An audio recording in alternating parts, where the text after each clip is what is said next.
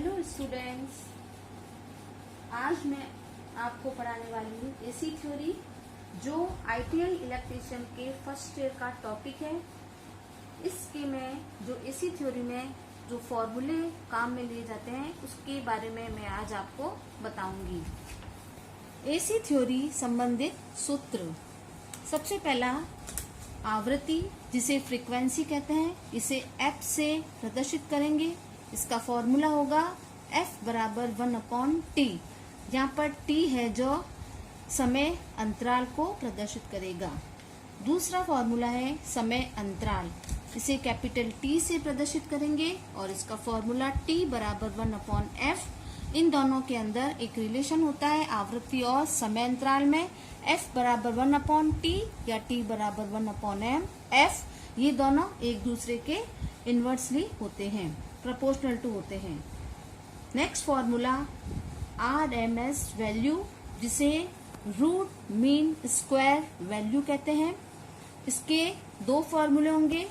First a formula IRMS, धारा का वर्ग माध्य मूल मान या उसका प्रभावी मान कहो, चाहे उसका RMS मान कहो, उसको निकालने के लिए 0.707 into I maximum.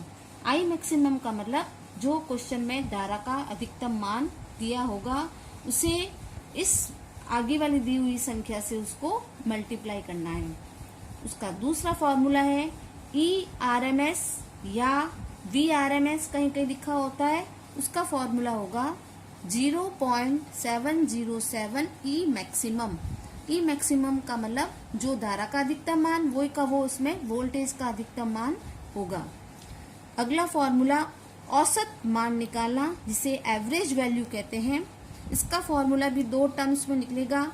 I average का फॉर्मूला होगा 0.637 I मैक्सिमम और वोल्टेज के लिए होगा E एवरेज या V एवरेज बराबर 0.637 E मैक्सिमम। ठीक है। अगला है अपना इंडक्टिव रिएक्टेंस। रिएक्टेंस का मतलब होता है प्रतिघात। जहां पर भी प्रतिघात आए वो दो प्रकार की होगी, एक तो होगी इंडक्टिव और एक होगी कैपेसिटिव। फर्स्ट है अपनी इंडक्टिव रिएक्टेंस, जिसे XL से प्रदर्शित करते हैं। XL का फॉर्मूला होगा XL इक्वल टू 2πfL। ठीक है, जहां पर F आवृत्ति का मान और L है वह इंडक्टर का मान अपने को क्वेश्चन में दिया होगा, जिसकी यूनिट हमेशा हेनरी में होगी। और इसके अंदर प्योर इंडक्टिव सर्किट के अंदर करंट का मान यदि अपने को निकालना होता है, उसमें IL का फॉर्मूला होगा IL बराबर V/XL। दूसरा कैपेसिटिव रिएक्टेंस। कैपेसिटिव रिएक्टेंस को XC से प्रदर्शित करेंगे और इसका फॉर्मूला XC बराबर 1/2πfC। C यहाँ पे कैपेसिटेंस धारिता का मान होगा। और इसी प्रकार प्योर कैपेसिटिव जो सर्किट होगा उसमें जो करंट की वैल्यू अपने को निकालनी होती है, उसका फॉर्मूला IC बराबर V/XC। XC की वैल्यू इस फॉर्मूले से निकालने के बाद जो वोल्टेज का मान अपने को दिया होगा उसमें उसका भाग देके अपने को IC का मान निकालना है। अगला फॉर्मूला कैपेसिटर में जो आवेश स्टोर होता है, एकत्रित होता है, उसका फॉर्मूला Q बराबर CV। C का मतलब धारिता और V का मतलब उस कैपेसिटर पर जो आरोपित वोल्टेज होता है वो। नेक्स्ट कैपेसिटर में जो ऊर्जा स्टोर होती है उसका फॉर्मूला E बराबर 12CV²। नेक्स्ट कैपेसिटर का समूहन यानी ग्रुपिंग। जिस प्रकार रेजिस्टेंस का अपन समूहन या ग्रुपिंग करते हैं, उसी प्रकार कैपेसिटर को भी दो प्रकार से सर्किट के अंदर अपन जोड़ सकते हैं। एक तो सीरीज में, जिसे श्रेणी क्रम बोलते हैं, और दूसरा पैरेलल, जिसको समानांतर क्रम कहते हैं। यदि कैपेसिटर सीरीज के अंदर जुड़े हुए हैं एक सर्किट में, तो उसकी टोटल कैपेसिटेंस निकालने का, टोटल धारिता निकालने का formula 1/CT equal to 1/C1 plus 1/C2 plus 1/C3 और ये सो ऑन चलता रहेगा जितने उसमें कैपेसिटर लगे हुए हैं।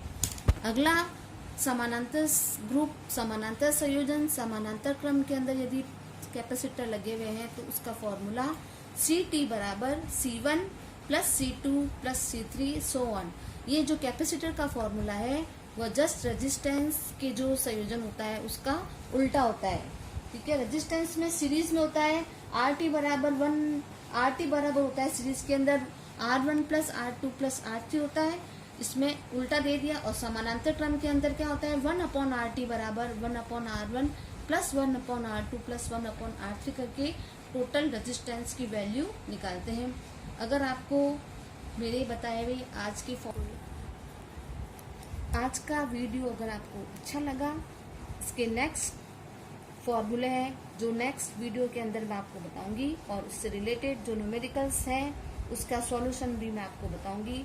अगर ये चैनल आपको अच्छा लगा तो उसको लाइक और सब्सक्राइब जरूर करें। Thank you.